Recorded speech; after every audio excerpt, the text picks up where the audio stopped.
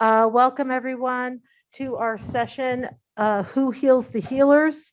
Considerations for Supporting Providers Through Burnout and Grief. Our presenter, Mr. Andrew Kurtz, is a friend and colleague of mine, and he is quite under the weather and was unable to join us in person. But here he is, supporting us all through burnout and grief remotely today. Andrew is a licensed marriage and family therapist, and he's a clinical specialist at UCLA. He is a trainer for many of our most requested programs around trauma-informed care, self-care, motivational interviewing, and just a valued colleague. And Andrew, I hope you are feeling better and better by the moment. And sorry you're not with us in person today, but I am here to support however I can, and I will turn it over to you. Thank you so much for the introduction and the well wishes. I really, really regret that I can't be there in person, partly because it would just be nice to see everybody, but also it's a little bit antithetical to what we're talking about here, and I'll get into that in just a little bit. But I hope that you all are enjoying the conference and that you're enjoying your time, whether it's in person or virtual. A couple disclosures to make as we talk about who heals the healers. None of the presenters, planners, or others in control of this content have any financial relationships or conflicts to disclose. And you've seen this slide particularly important when we're thinking about how to manage issues related to burnout, related to loss or grief. We want to acknowledge and recognize National Recovery Month, that we want to not only promote and practice evidence-based recovery approaches, but we want to make sure that we are promoting recovery as possible for everyone, every person, every family, and every community. All right, now we're going to get into it. So we're talking about healing to a degree today, and we're going to cover a few different topics. But this idea of who heals the healers, as dramatic as that may sound, it's central to the idea that we have to be focused on this idea of healing. We have to be focused on this idea of well-being or wellness, however we want to describe that, and we'll try to define that in just a little bit. And so as we go through this, my assumption is that nobody is attending this session and for the first time thinking, oh, I've never heard about burnout, or I've never heard about grief, or I've never recognized the need for my own well-being taking priority in the work that I do. So I'm not going to set the stage in that way. I am going to do some of the basics, some of the foundations, so that we're all on the same page. But I really want us to think about, how are the different ways that we can think about healing? How are the different ways that we can manage really difficult experiences that we encounter? You know, in treatment, we experience all kinds of loss. And certainly the one that jumps out the most is, of course, when we lose a patient or a client, or when somebody in our care dies or passes away. It's not the only kind of loss that we experience. And these losses can be cumulative. They can be kind of insidious at times, where we don't recognize the toll that they're taking. And we go along and presume that everything is the way it should be. This is an opportunity for us to redirect our focus, not just in the session today, but as we move forward, thinking about how do we support ourselves and how do we support those around us. You'll notice on here that this says nothing about self-care. And there's a reason for that. There's a reason that we didn't use that term self-care, and I'll come back to that in just a little bit. What I'd like us to do now, before we get started, and I know some of you are like, oh, what are we going to have to do? This presentation is about coming together, and it's about, like I said, a little bit antithetical since I'm not actually there, but I rehearsed it this way. It's about coming together in whatever way we can, in whatever space we're able to, and to recognize that whatever experiences you are having related to burnout, related to grief, None of us have that same experience in the exact same way, but we do have those experiences.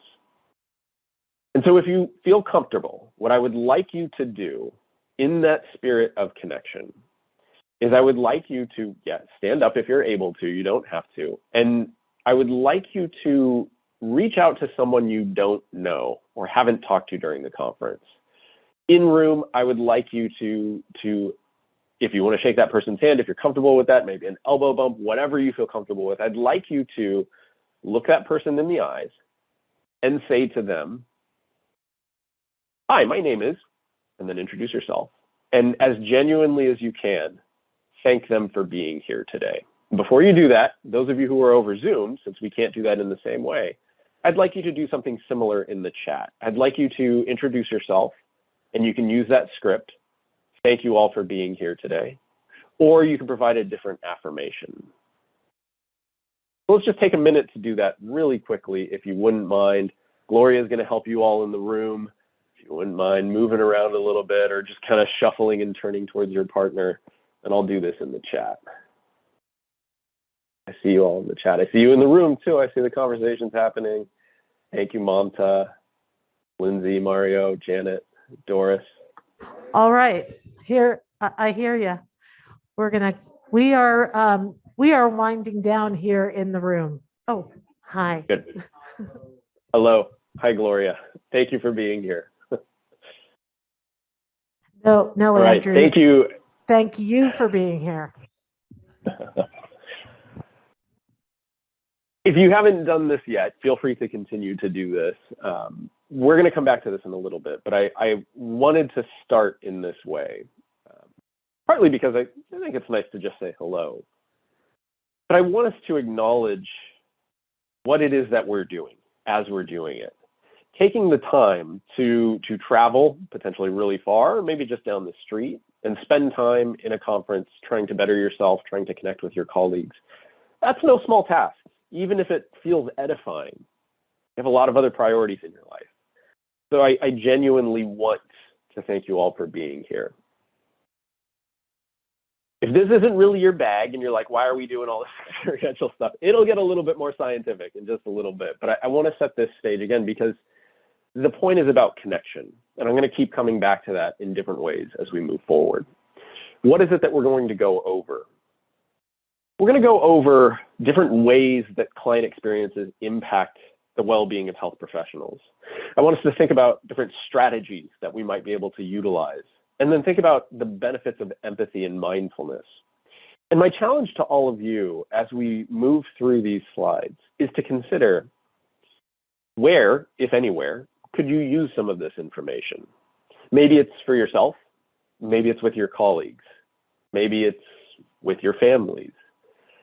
There are different ways that we can apply this information, and that's what we're going to focus on. We're not going to focus solely on what do you do, because I think that's important, but we generally know what that is. So we're going to talk a little bit about why we do it, how we do it. So make sure to acknowledge everybody else in the chat. Thank you all very much for sharing your experiences. So I hope that as we move through this, you either have the opportunity to connect with some of the information that we're talking about at a more affective experiential level. This is not an experiential training. I'm not asking any of you to talk about your losses. It's not really the right forum for that. But we will address that, and it may bring to mind some of your experiences. If instead you choose to focus a little bit more on the cognitive piece, which is a nice mechanism of managing some uncomfortable emotions in this type of setting, that works too. And we'll talk about resources that you can use beyond this session to hopefully create a pattern, create a routine related to this idea of managing healing. A couple notes about grief and loss. As I said, get out of this session whatever it is that you're able to get out of it. And I hope there's something in this that is useful. Loss in any context, no matter what it is, no matter if two people have the exact same experience in terms of that loss, it is still deeply personal and individual. There is no way as empathetic as I like to think that I am in my clinical career, there's no way that I could ever truly know what the meaning of your loss is to you. I can try my best to understand that.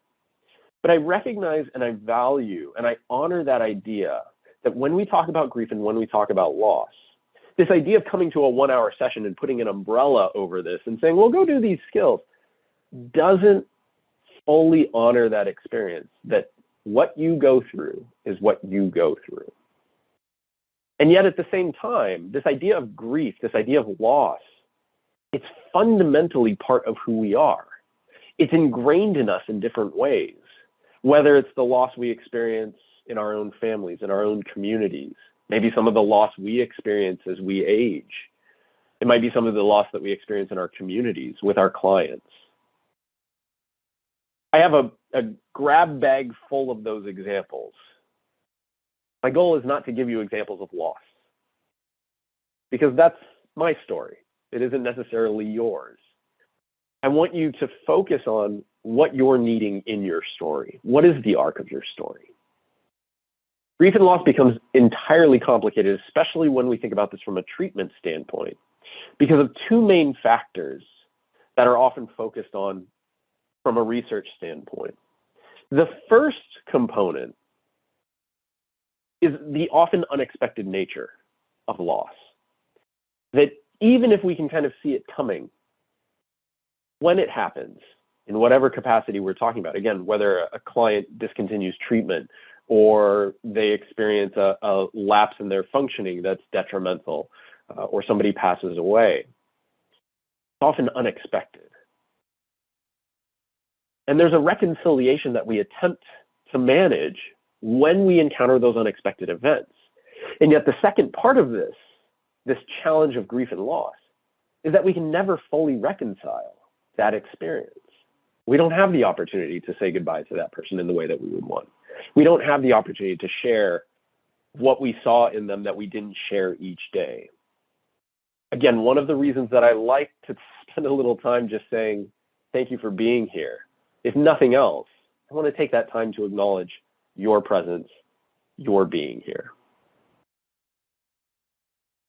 Since we don't have that opportunity to either predict or anticipate and plan in the way that we would want, healing occurs through ritualization, mourning rituals, final goodbyes that aren't present with that individual. This occurs in different ways, in different cultures, in different communities. You can think about this as a funeral, as a homegoing, whatever it may be. There are activities within certain groups that are established to facilitate this process of healing.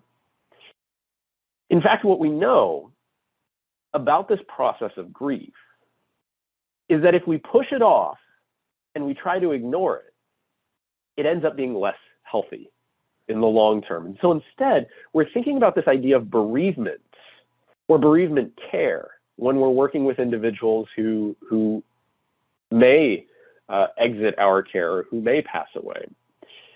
Healthy grieving should be embedded in that process as a preventative model with the anticipation that we are likely to experience that at some point. Raise your hand really quickly for me if you're familiar with the Kubler-Ross model of the 5 stages of grief. I see a couple hands darting up really quickly. Nice, okay, and you can do that in Zoom as well. I'm assuming most people are familiar with that. Thanks, Amanda, I see you, yeah. I'm assuming most people are familiar with those 5 stages of grief. If you aren't, Kubler-Ross identified 5 different stages that people transition through in different ways as they're dealing with grief and loss, and more specifically, death. Those stages are denial, anger, bargaining, depression, and acceptance. You're not going to see that in this presentation. You're not going to see that in the models that I'm distributing in terms of worksheets. Not to say that it isn't a good model. It's just not an evidence-based model. And so it's a theory, and there are indicators that people experience those different emotions. Nobody goes through that in a linear fashion. Nobody hits denial and then goes right into anger This is something that's been kind of perpetuated in pop psychology more so than anything else. So keep that in mind, because I think it's a nice foundation for understanding grief and loss. But I'm not going to reference it beyond what we just talked about, because it doesn't fit this idea that if I really want to develop healthy grieving components, I can't put people into boxes. I can't put somebody on a conveyor belt and say, well, this is how you're supposed to grieve, and you have to do it in this way, otherwise you're not going to get over this. It doesn't work that way. We have to honor the individual's experience. Dr. Rachel Naomi Remen, who does a lot of work on mindfulness and kind of the psycho-spiritual side of our work, says that grief is how loss heals. I like this quote because it can feel overwhelming to hold grief, to hold this idea that I don't have control in this situation. I can't make sense of this situation. That's a little bit too much for our brains to handle, for our emotions to handle. This idea of beginning to contextualize, putting meaning around what we do, is part of that preventative nature of grieving and healing. Grief is how loss heals. And so if we're thinking about any sort of wound that we may experience, sometimes the healing may hurt a little bit more, just as much as the actual wound itself. Yet that is the process by which we begin to move towards this idea. Again, I'm going to keep coming back to this, of healing, of health, of well-being. I think there's also something really poignant in this, if you're familiar with DBT, this idea that grief is an anchor for how we experience hope. And I say this as a conceptualization, not as a, hey, I'm going to put this on the wall so that people come in and they hear this inspirational quote, because it may not fit for everybody.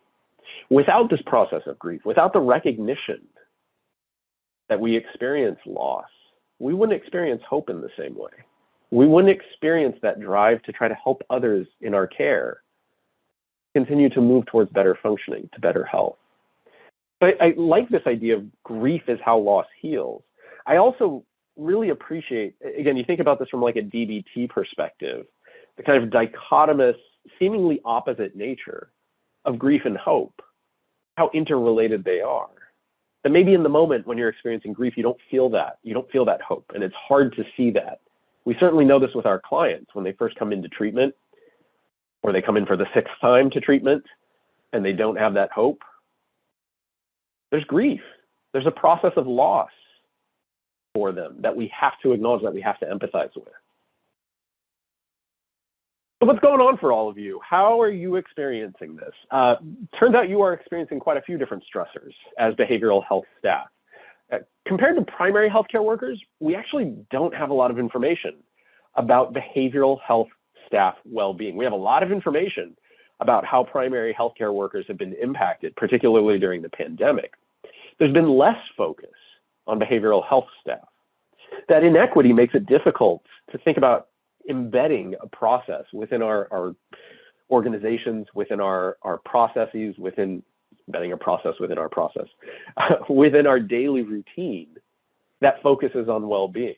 Certainly if at an organizational level you don't have the opportunity to divert funds or resources to focusing on well-being, it won't be addressed unless some intrepid supervisor is going to be willing to take up that banner and make sure that that's embedded in conversations. Generally speaking, behavioral health staff experience a lot of stressors in the work that they are conducting. High symptoms of burnout, emotional exhaustion, depersonalization, feeling ineffective in their work or feeling like they can't make a difference, and then traumatic stress reactions. So I want to distinguish between these 3 different components: burnout, compassion fatigue, and traumatic stress. Burnout is the idea that your job is stressful and you're having a hard time managing it, and you're starting to feel a little bit fatigued. Maybe you're starting to feel that inefficacy, and you feel like you don't really want to show up that day in whatever way that means to you. You got a mountain of paperwork and you're trying to get through that, and it's just not happening. Compassion fatigue is a little bit different. Compassion fatigue is unique to caring professions in that you are expected to be compassionate, you are expected to be empathetic to the individuals you're working with, because without that, you don't make any progress.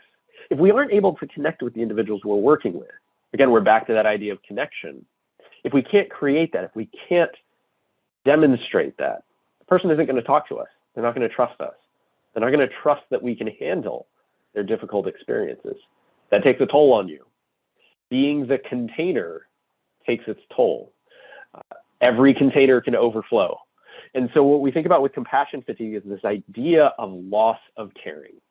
Not so much, I'm tired today, I can't really get up, I can't really do my job because I'm just exhausted with it. It feels pointless. It's the idea that I wake up in the morning, I go to work, somebody's telling me their problem, and my experience is I just don't care. I don't care anymore.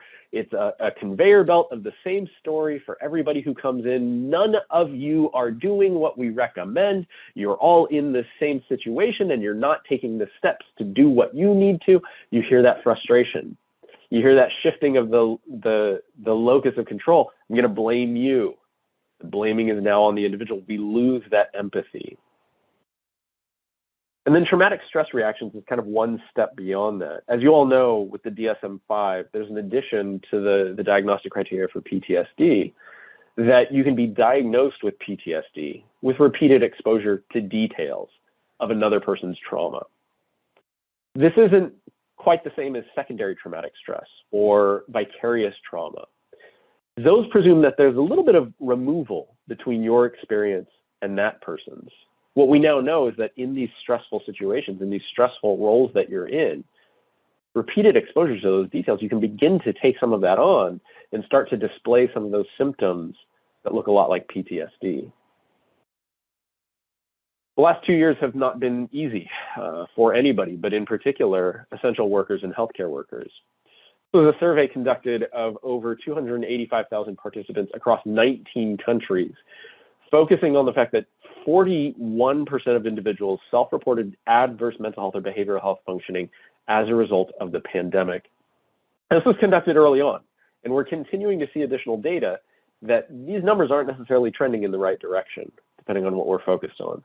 If we look at essential workers, those individuals who continued to work, who continued to provide the care to clients, over half of those individuals reported adverse symptoms.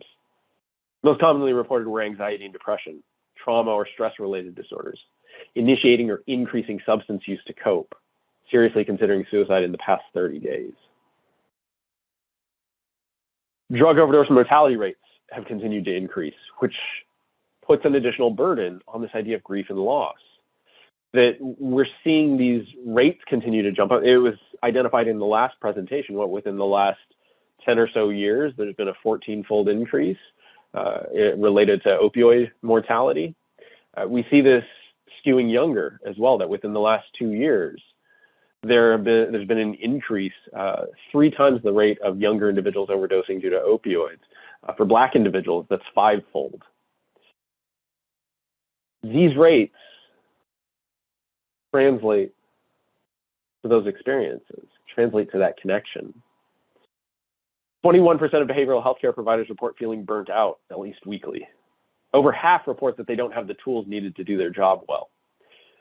Some encouragement, over half report practicing self-care regularly, and over half felt that their opinions were respected. Now, that's not enough to fully reconcile this idea of grief and loss, but I think it's a step in the right direction, that we're beginning to identify the importance of engaging in self-care.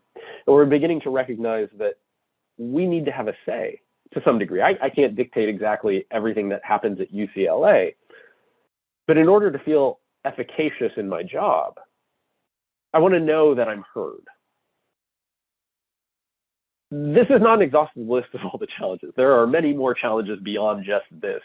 Let's focus on some of the benefits. Why do we do what we do?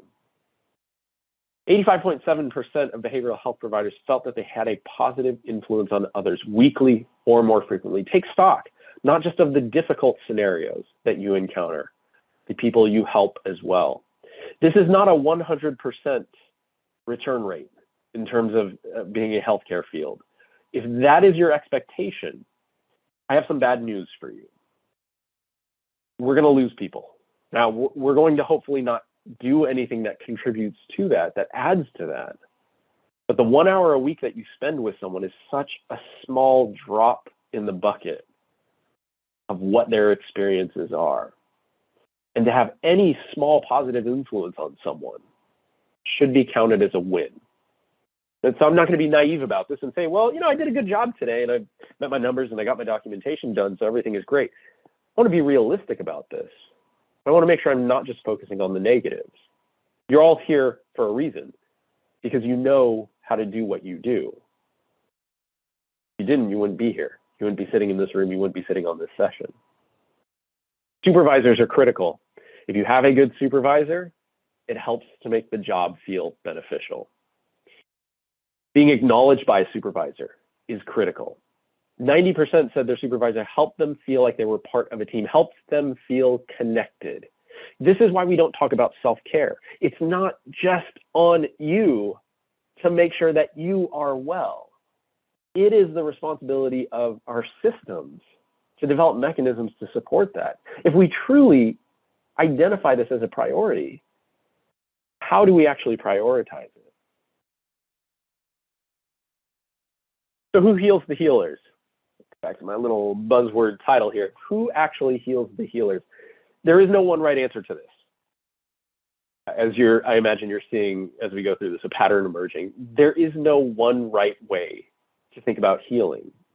But to begin somewhere is important. And the way that I conceptualize this, when I talk with organizations, when I talk with individuals, I think about it in this way. From a work-related standpoint, is the issue I'm experiencing, can it be managed from a work-related perspective? Maybe it's related to efficiency or effectiveness that I can seek out my supervisor for. Is it a personal consideration, something that I'm dealing with that has work relations, but also connects with some trauma I've experienced, some grief and loss that I've experienced in the past? Do I need to seek out professional support?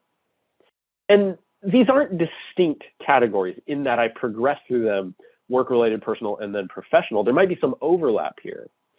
But in order to not feel completely overwhelmed, I like to try to conceptualize, how do I analyze this problem? I'm a very cognitively minded person.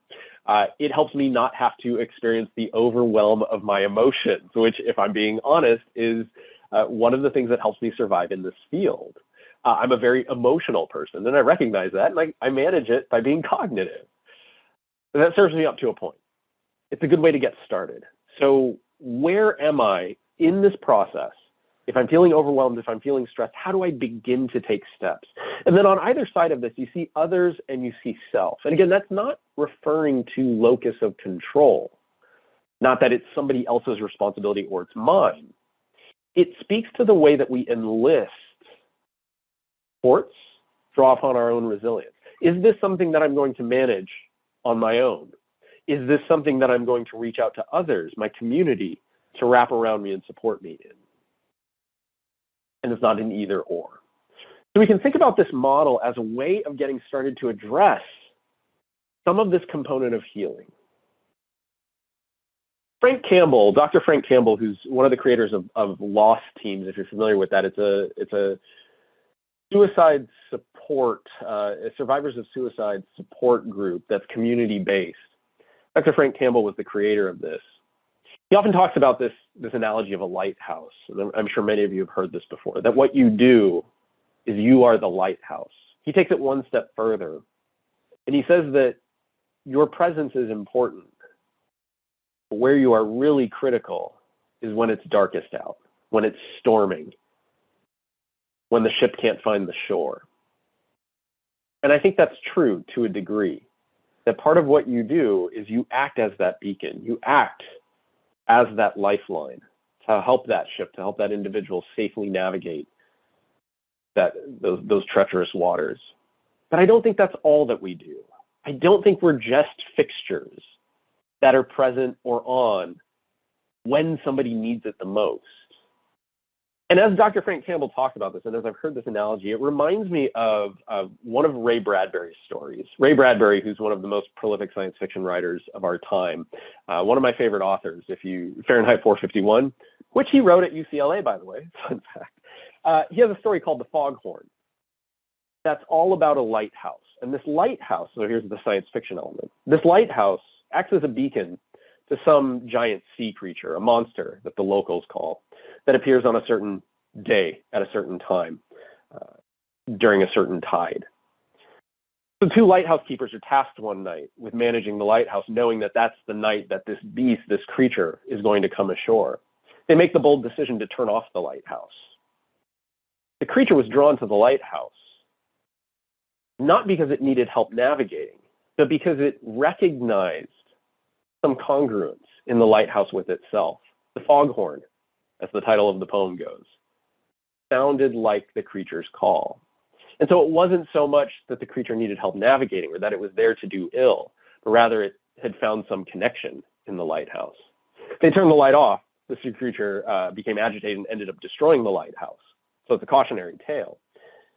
What I don't want to take from that is that you're a lighthouse and our clients are these mysterious sea creatures, these monsters. Rather that even within that story, you hear about the importance of connection. You hear about the importance of making a connection with someone. That it's not about being there at the most critical time. That's important.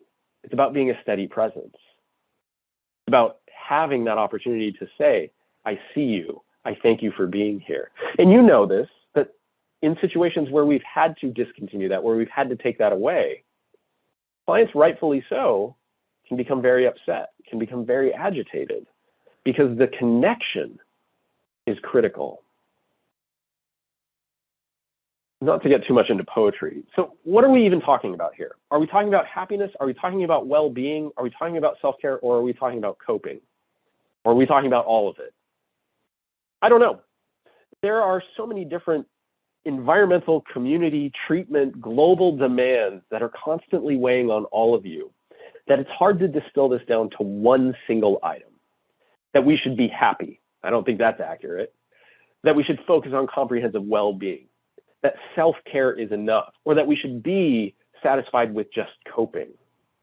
And in fact, when we think about this idea of happiness, some of the neurological models that have been developed are not easy to access. They're not easy to develop a plan around this complex interaction between all the different components of what we think about related to positive emotions. And so current research is shifting slightly in the direction of three paradigms at this point: hedonia, eudaimonia, and an integrative approach. Hedonia is this idea of subjective well-being. How well do you feel? Taking stock of that, checking in with yourself. Eudaimonia is this outside observation paired with your own assessment of your psychological well-being.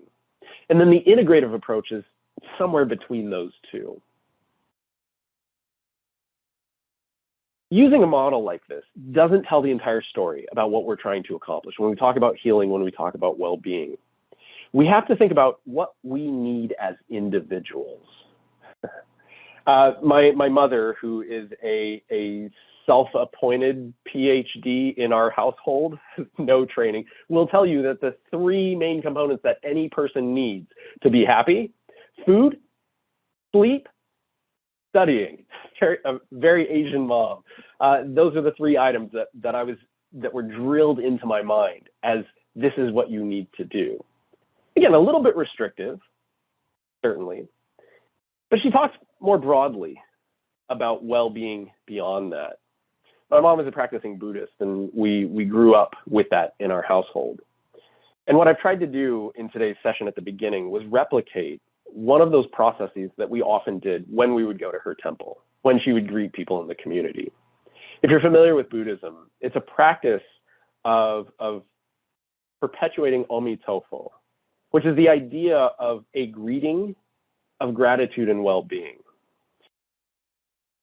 And what we would do when we would enter these spaces is you would physically bring that gratitude to you, either by placing your hand over your heart or mimicking bringing that gratitude to you. It's a ritual that allows for connection. You say this to others, you give them omitofo, and you take that from them as well, so that the connection is perpetuated. My mom taught me a lot about gratitude as well, and she continues to at this point. That was the foundation for how I understand gratitude, and it took me a long time to really understand that. This is a story that didn't happen as far in the past as I would like it to have occurred. My mom grew up in a very small village in Taiwan. No running water, no electricity.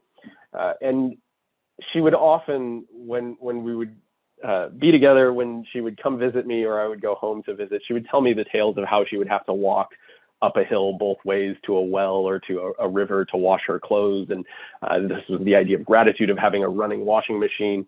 And there was one day when I was living in LA that my washing machine broke. It was full of water and I was trying to manage work at the same time. And she reminded me of this story that she used a river to wash her clothes when she was younger. My response, of course, was, well, I'm sure the river never broke down. Not a lot of gratitude. And so again, one of the things that we focus on is how do we shape our experience? Am I going to go in the direction of simply trying to rage against experiences that I can't control? Or am I going to try to find this opportunity to seek the gratitude that's in my life, whether it's a simple hello to someone else, or it's an opportunity to be thankful for what I have in front of me? So I often do this activity with clients. I do this when I'm doing self-care or wellness presentations. I want you to think about what is one thing that you are grateful for today. And in doing this activity, the purpose is not to fully resolve every challenge that you're experiencing. No, in fact, the purpose of this is to just shift our attentional focus ever so slightly, not to minimize or ignore all the challenges that we're experiencing, but to think about what in all of the things that I'm doing right now, can I recognize that there is some purpose to? And how can I use this potentially to connect with others? And in doing that, we start to move towards this idea of healing. This is a really great mindfulness activity to embed as a regular part of your day. Again, is this going to completely resolve the loss or the hurt that you experience in your career? Probably not. But it's a nice way to focus in on yourself in a different way and to acknowledge what you are doing well, what you do appreciate in that moment. Let's start to talk about how we get there. What is it that we can do?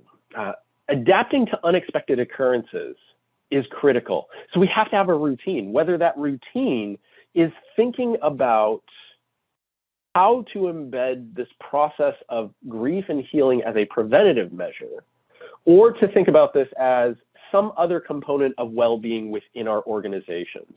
So I'm thinking about this broadly within an organizational context, but we can also do this individually. Routine is critical. Routine gives us something to fall back on, to rely upon. It becomes embedded in our practice so that it becomes more automatic. When you're overwhelmed, you want to think about the achievable tasks. How can I do something that is going to produce some result now? What can I control in this moment? Those of you who like to watch Netflix for 15 hours at night as a way of coping, more power to you. It may not be the best coping mechanism every single night. Technology-based coping can serve as a distraction, and you want to be very careful if that's the only mechanism you use for coping. Acknowledge your progress. What small achievements have you made? And how do you focus on those to begin to combat low mood and motivation? Now, this fits in with our conceptualization of who heals the healers. I may need to reach out to professional support to combat my low mood. I may need medication assistance, psychotropics to combat my low mood. But I can still think within that about how I enact those self-components to try to move forward. Do you have this embedded in your organizations? And how do you focus on resilience within those organizations? Resilience is the idea of maintaining high levels of positive feelings and well-being in the face of adversity. This idea of resilience is fuel. It's what keeps us going. It's what gives us hope to continue forward. We develop resilience through ritualization. Ritualization of activities individually so that we embed that as part of our process, but also within a community. How do I develop a sense of community that's going to cultivate this idea of ritualization or structure. And structure doesn't have to be overly rigid. Hope and despair both have a contagion factor, that we are influenced by what's around us. Some of you may have read Thinking Fast and Slow is a book that goes into priming pretty significantly. Priming is getting a lot of attention about this kind of psychological magic trick that allows you to influence an individual's mood. There's been way too much emphasis placed on priming. This idea that I can put you in a situation where, oh, here's a good example. If it's really hot outside, people are more likely to be irritated, agitated, aggressive, because they experience those external factors that prime them to react emotionally in a particular way. There is some evidence of that. What we know more specifically is that priming it's not this magic trick, but rather we are susceptible to those influences that are around us. So how do we increase quality of activities and interactions while creating hopeful environments? These can be separate but parallel tasks. You can create a hopeful environment in a work setting while still focusing on quality interactions, quality activities. Stress and pace don't have to be deterrents to hope. But what we have to focus on is, what do you need within that? How do you manage stress? How do you demand it? How do you manage that pace? We need to be very careful that we don't make hope conditional on someone else doing something. Or we don't say that I'm hopeful because I'm better off than someone else. That's the part of gratitude that makes this connection to resilience so important. How do I find that hope that exists based on my experiences, based on my functioning, so it isn't conditional on some lofty goal, on somebody doing something, somebody giving me something? Hopeful organizations, providers, and individuals make a point to focus on resilience. And in fact, our brains are not set up to latch on to positive experiences. They pass through our brain like water through a sieve. Negative experiences get caught in our brain. We tend to ruminate on those. We tend to latch on to those. We need to actively engage positive experiences in order to weave them into our brains. So how do we begin to do this? Again, resilience is created when you make meaning from life events. That includes loss. That includes positive experiences, before, during, and after. Meaning creates a positive feeling state that makes us want to keep going, even if it's not enough in that moment to completely resolve those feelings of loss. You can think about it like a pool of residual strength that we want to continually fill up, so that in those moments where we aren't as able to make meaning of the things that happened, where it seems nonsensical that a client could be gunned down just walking down the street when moments ago they were just in your office. The unpredictable nature of grief and loss requires us to constantly work to build this pool of residual strength. We maintain this by thinking about how we come together in ritualized activities. Some of that may be a conference setting. We might want to think about celebrating and grieving. So celebrating, acknowledging birthdays, really important, great. I think that's wonderful. What else do we do to grieve losses? Is it a cursory acknowledgement in a staff meeting that, you know, we had 2 more clients die this week? Or do we acknowledge something about that individual, about the work that we did with them, and give that time and that space? Are we engaged in the community? Or are we insular in our organization, focusing just on putting our heads down, doing our work, and that's the end of it? Do you have an opportunity to be acknowledged for your personal identity, who you are? That doesn't mean that you have to be best friends with your coworkers, but how are you embedded in your work processes? Do you have opportunities for learning? So again, coming together in a conference like this, sharing knowledge, being around others who crave that continual professional development can build resilience. Another way that we can do this is to think about community as resilience. What are your affiliations? What do you do in those groups, in those activities, in those rituals that you engage in? And then what do you get from that group? What tells you that you belong? What about the group makes you feel affirmed and positive about yourself? And what makes you proud of that group? I gave the example of how growing up, we gave gratitude and we received gratitude. That's one small part of how I view community as resilience. And I try to bring that attitude to interactions with colleagues, with clients. There is no finite number of the number of affiliations that you might belong to. The chance to check in with, how do I make meaning in my daily life, in my daily routine? Another way that we do this is through connection. Connection is based on empathy. Remember that empathy has a contagion factor, meaning if we are empathetic towards others, they begin to take that on as well. Empathy is the idea of being able to accurately and compassionately recognize and reflect another's experience. And this deepens the relationship between individuals. It's based in non-judgmental present moment awareness. So I'm not making a judgment, I'm not making a determination, I'm simply being with the individual. We know how critical this is in treatment. And yet there are times where we have to do a little bit of work to try to build that empathy with certain colleagues, with certain clients. The way that we do that, we have to continue to be curious. We can't allow ourselves to stagnate in terms of our curiosity about people, our curiosity about the work that we do. Consider what your biases and your prejudices are. I mentioned one of my biases that I defer really significantly towards the cognitive, and sometimes that creates a bit of a barrier between how I connect with people. How do we find common ground? And none of this is to be best friends with an individual, but simply to acknowledge and connect. Try another's life. Try activities that you otherwise wouldn't have. Get different experiences. Listen and be willing to be open and honest, which is vulnerable, and nobody likes to do this. I don't have time. It's not part of my job. Nobody's paying me to do that. Sure, that's true. And if you can be successful in that, great. My focus is how do we make sure that you are well as you do this? Inspire action and social change, again, at a higher level, and then develop an ambitious imagination. We've seen that empathy has a neurological basis.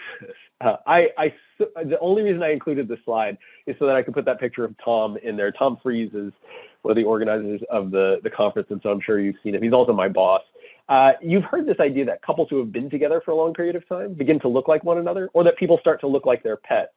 I can't tell the difference between them there. Don't tell him I said this, even though he knows that I use this.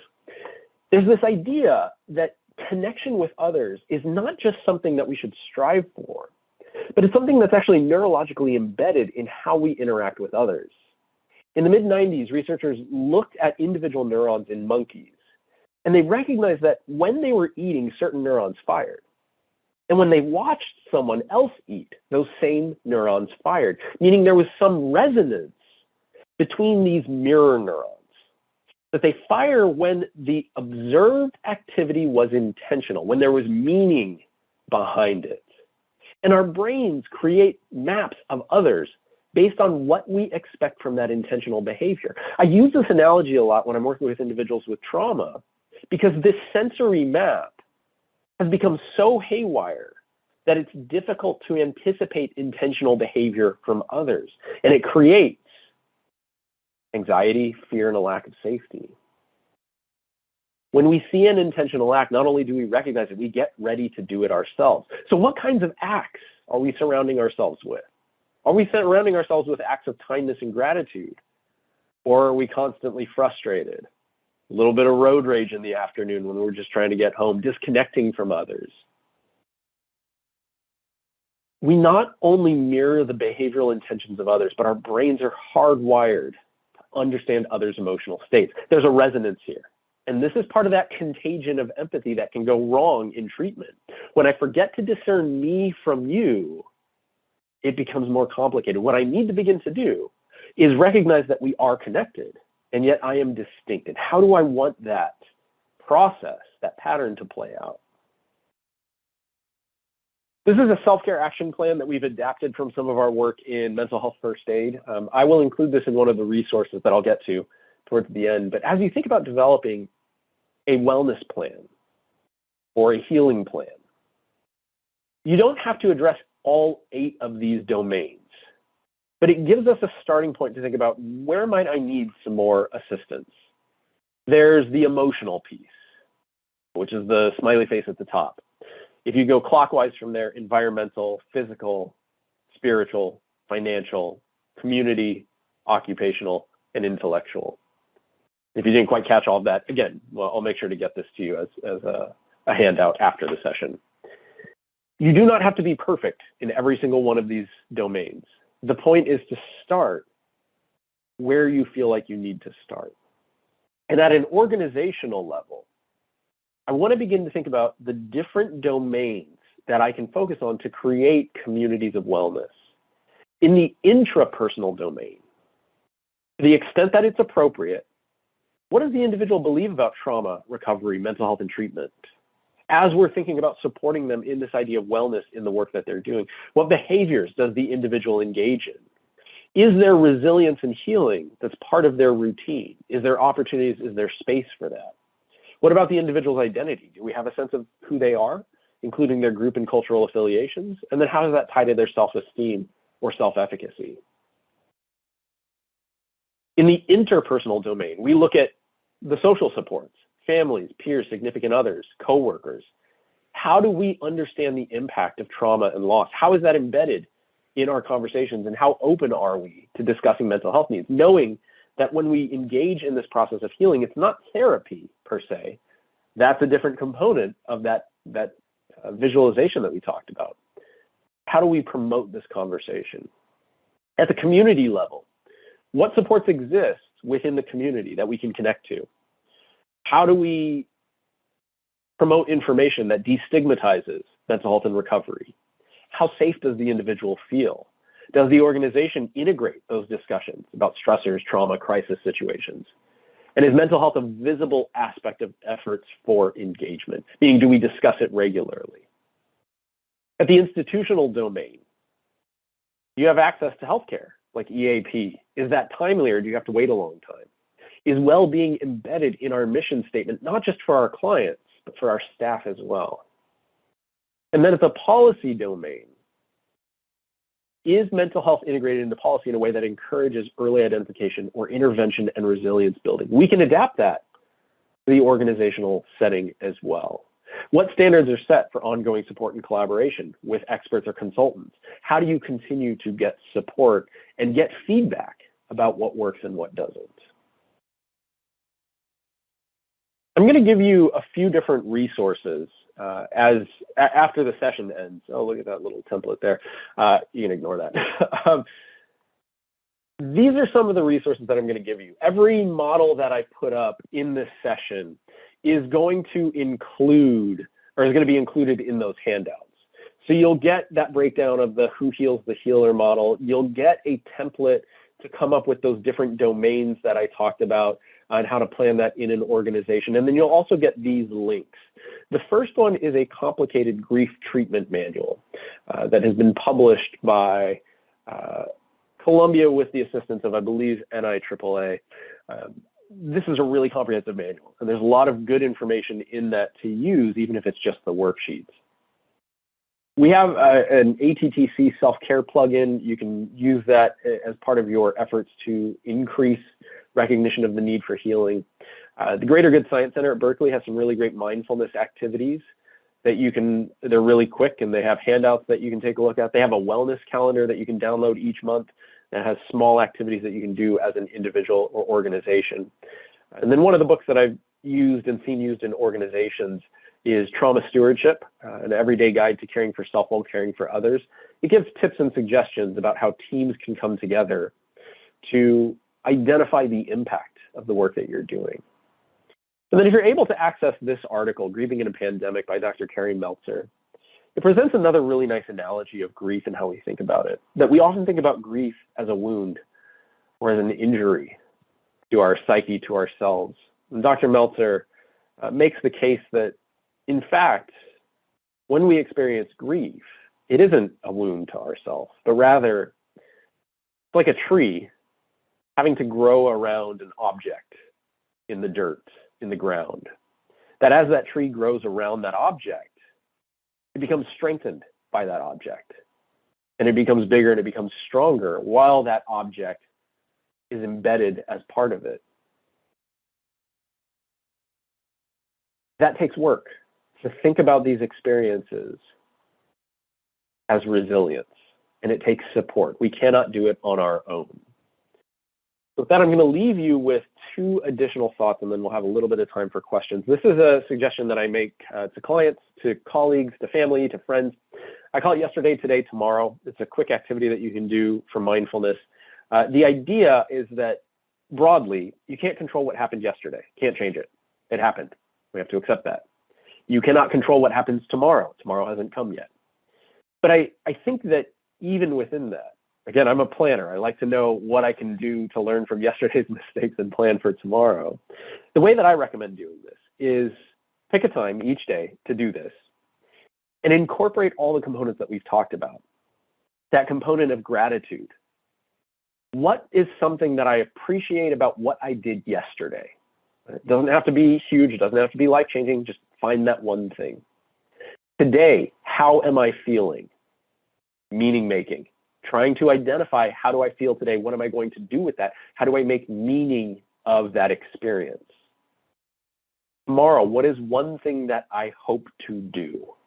Setting an intention that is achievable, something to look forward to, but you're also incorporating that hope component. So we have embedded in this activity, not just an acknowledgement that I can't control what happens yesterday or tomorrow, but rather incorporating gratitude, meaning making, and hope, just as a small activity that we do each day. And last but not least, the work that you do is difficult. It is so essential. It is so critical. Practice self-compassion. Be gentle with yourself. Don't judge how you should be in a situation that you have little or no control over.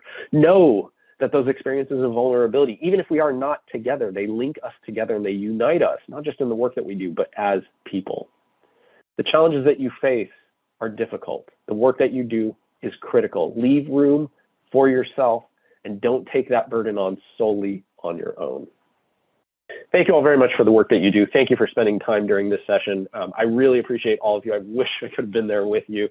Please reach out to me if you have any questions or comments.